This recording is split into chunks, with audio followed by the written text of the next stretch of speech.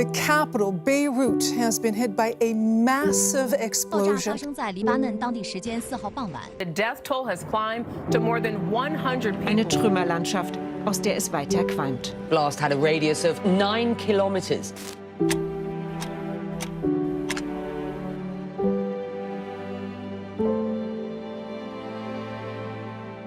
I wasn't there on the 4th of August. I wasn't in Beirut. I was traveling. But when I heard the news, we were all devastated. We were heartbroken. And we felt the need to travel to Beirut immediately. But COVID was rampant. Things were very unstable. No one knew what's going to happen after that explosion. So I waited for about a month until things settled down a little bit. And then I traveled to Beirut on the 4th of September to meet all the artists, to meet all the people in my industry, in the art industry. And I had to hear what they had to say. We had to have this discussion. Sometimes, part of the therapy is also listening to people, is hearing them out, is trying to help them in any way, shape or form, for us to see how we can help and how we can improve their lives. I literally thought it's an air raid, having had the experience from the Beirut Civil War. The trauma is far more than just physical. The trauma is emotional. It has not gone away. It's far more deeper scars than just a physical thing. كله دم وعم بيروت عم بتصفر كلها الالارمز تبعوا البنوكي الازاز على الارض كل العالم موهوله وانا ما عم بفهم شيء. I wanted to know who was still alive, and the first thing I wished for was, please God, let there be the minimum amount of death and casualties. كنت أنا بالجاليري بهيدي السكند عم ببرم في شيء مثل فاكيوم بيحملني وبيرميني. رميت باريا سيف نص جسمي بس اجري ضلوا برا وير اخذوا ازاز خشب ما في شيء مطار علي. The one who didn't get hurt were so lucky because you can be so far away from the center of the explosion, but a small piece of glass might change everything. 6 months later, no one's been held accountable. The investigation is still ongoing and the people are still suffering. The explosion happened at 6:08 p.m. on a Tuesday. 6:08 p.m. people had already left their work. They were on their way home or already home, and still there were 190 innocent people who lost their lives. Had this happened just an hour earlier, the magnitude of the destruction and the death toll would have risen to probably hundreds of thousands of people dying in the streets, innocent people. هذا الانفجار كان مختلف لأنه بركي مش متوقع أول شيء حدوثه لأن كمية الضرر يلي عملها فلشت على كل المدينة بظرف ثواني. In 3 seconds, the effect was equivalent to 15 years of civil war. For the first time, it touched every single human being here. I think there's no one who hasn't been touched. This sense of togetherness and camaraderie. I just feel like I need to be here for the others and the others need to be here for me. And we're just here in it together. And this feeling is so powerful. I don't think we can feel it anywhere else. I think the first thing that comes to mind is the scale. I mean, we've never gone through something that within such a short time has destroyed so much. It's the geographical scope of it, but also the amount of damage, the amount of lives that were lost, the amount of people who were, who are injured for life. Now we are still recovering somehow, we're still living the trauma.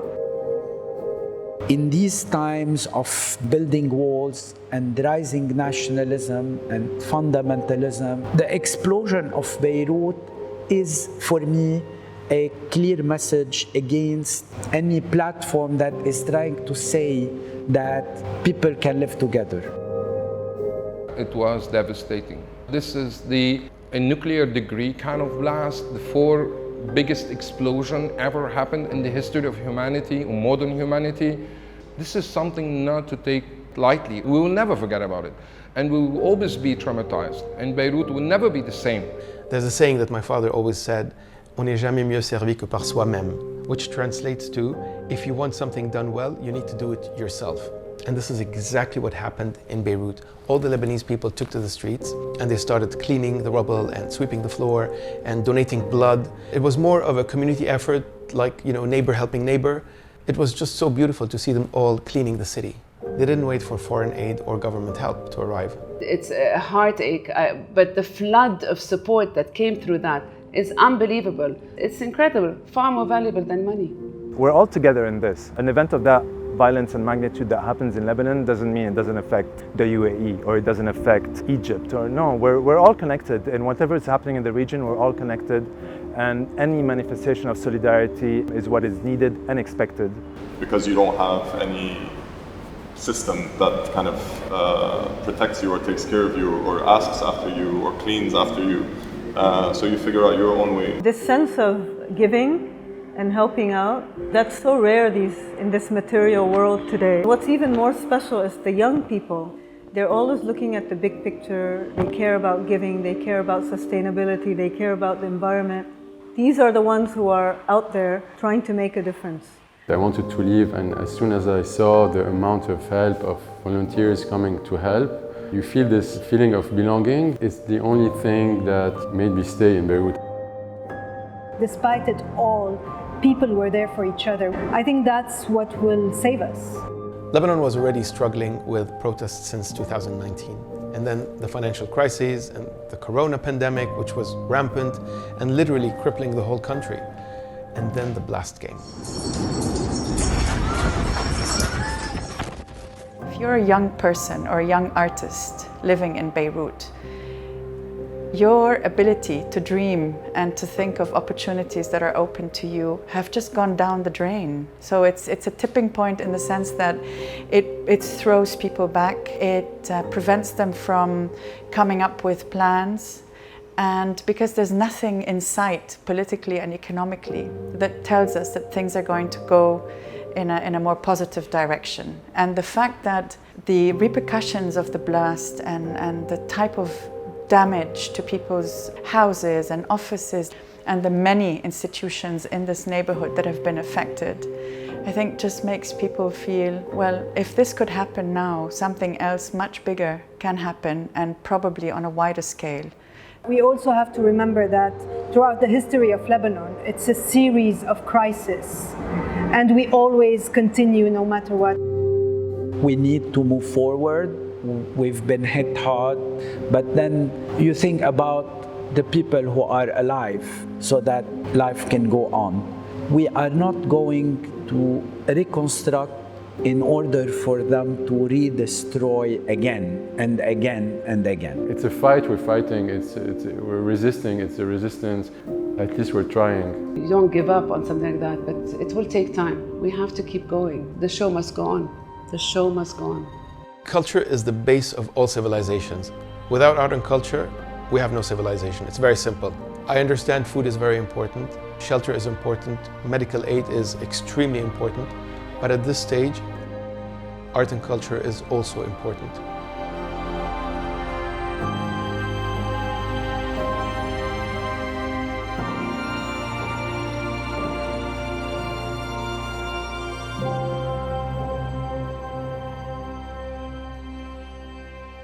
To rebuild the cultural scene, honestly, we must do what we can where we can. It is vital to continue supporting art and culture to the maximum of our ability. Art is hope. Art kept Lebanon on the map because you don't want Lebanon only to be known for war and destruction. When something that violent happens so close and you're still there, you have the responsibility to carry on stories and memories to other people, future generations, people from across the world that haven't lived whatever you're living. Art has always been a catalyst in creating culture, and that's a vital tool for any country. التعاطي الأساسي لازم يكون حالياً من وقت الأزمة الاقتصادية لهلا هو مع فنانين محليين كرمال مش بس كرمال الدعم، كرمال نقدر ننسج كمان شبكات تقدر تتعاطى بشكل أولي مع خطاب فني معين أو تحاول تشكل محاولة بس حديث مع بعضنا لأنه الأزمة كتير كبيرة. In September, exactly a month after the explosion, I landed in a city that was completely shaken by the disaster. But what really struck me was how resilient and the people of Beirut have risen up. It's something I'll never forget, this energy. My dream to Beirut is to continue. Try to make Beirut a peaceful city, not a conflict zone. Beirut thrives in its diverse cultures. حلمي هو لكل لبنان مش بس لبيروت انه نوقف كلنا proudly as a nation to rebuild our dreams and hopes. My dream for Beirut is creativity and its abundance. My dream for Beirut is for Beirut to love me back. In such challenging times, it is only normal to leave it all behind and just travel somewhere else and start all over again. But when I asked my friends if they would stay or leave, here's what they had to say. Definitely stay. Stay. I stay. Stay. I'm staying. Stay. Stay, of course. Stay. I will stay, definitely.